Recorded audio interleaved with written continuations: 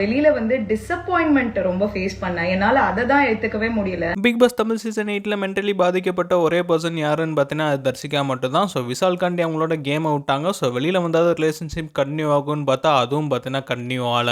ரீஎன்ட்ரிக்கு அப்புறம் விசால்கிட்ட கிளாரிஃபிகேஷன் கொடுத்து அந்த ரிலேஷன்ஷிப்பை என் பண்ணாங்க. ஸோ என் பண்ணதுக்கப்புறம் அவங்க ஹர்ட் ஆகிற சுச்சுவேஷன் நிறையாவே வந்துச்சு. ஸோ விசால் கிளாரிஃபிகேஷன் கொடுத்ததுக்கப்புறம் நல்லதா போச்சுன்னு சொல்லிட்டு அன்சிதாட்ட இன்னும் நல்லா பழக ஆரம்பிச்சிட்டாரு. தர்சிகா முன்னாடியே அன்சிதா கூட டான்ஸ் ஆடுறது, தூக்கி சுற்றுறது, ஸோ இந்த மாதிரி செயல்கள்லாம் நிறையா பண்ணிட்டு இருந்தாரு. ஸோ இதே பார்த்தீங்கன்னா தர்சிகா அங்கே பார்த்து ரொம்ப ஹர்ட் ஆயிட்டாங்க. நான் பண்ணதை ரொம்ப நினச்சி ரிகட் பண்ணுறேன்னு சொல்லிட்டு பவித்ராட்டையும் குழம்புனாங்க. அண்ட் பின்னால் எல்லாம் முடிஞ்சு வெளியில் வந்ததுக்கப்புறம் விசால் அண்ட் அன்சிதா அவங்க 2 பேர் தான் க்ளோஸாக இருக்காங்க. பட் தர்சிகா என்ன பண்ணியிருக்காங்கன்னு பார்த்தீங்கன்னா விசாலை ஃபாலோ பண்ணவே இல்லை. அண்ட் அன்சிதாவும் ஃபாலோ பண்ணல. அதுக்கு பதில் யாரை ஃபாலோ பண்ணியிருக்காங்கன்னு பார்த்தீங்கன்னா முத்துக்குமரனை ஃபாலோ பண்ணியிருக்காங்க. அண்ட் முத்துக்குமரனும் தர்சிகாவை வெளியில் வந்து ஃபாலோ பண்ணிட்டாரு. அண்ட் தர்சிகா முத்துக்குமரனுக்கு என்ன மென்ஷன் பண்ணியிருந்தாங்கன்னா கங்கராஜ் சொல்லியிருந்தாங்க டைட்டில் வின் பண்ணதுக்கு. அண்ட் அதுக்கப்புறம் ப்ரௌட் ஆஃப் யூ டான்னு சொல்லிட்டு இந்த எமோஜியும் போட்டிருக்காங்க. பிக் பாஸ் வீட்டுக்குள்ள தர்சிகா மேல முத்துக்குமரனுக்கு கிரஷ் இருந்த மாதிரி எல்லா பேத்துக்குமே தெரிஞ்சு அதை வெளியில வந்து தர்சிகாவும் பார்த்திருப்பாங்க. அண்ட் அவங்ககிட்ட எல்லா பேருமே சொல்லியிருப்பாங்க. அண்ட் விசால் பத்தியும் சொல்லியிருப்பாங்க. அண்ட் தர்சிகாவும் நேரில் அஞ்சிதா அண்ட் விசால் பண்றதா பார்த்திருப்பாங்க. ஸோ அதுக்கப்புறம் பார்த்தீங்கன்னா கம்ப்ளீட்டா அஞ்சிதா அண்ட் விசாலா அவங்க அவாய்ட் பண்ண மாதிரி தெரியுது.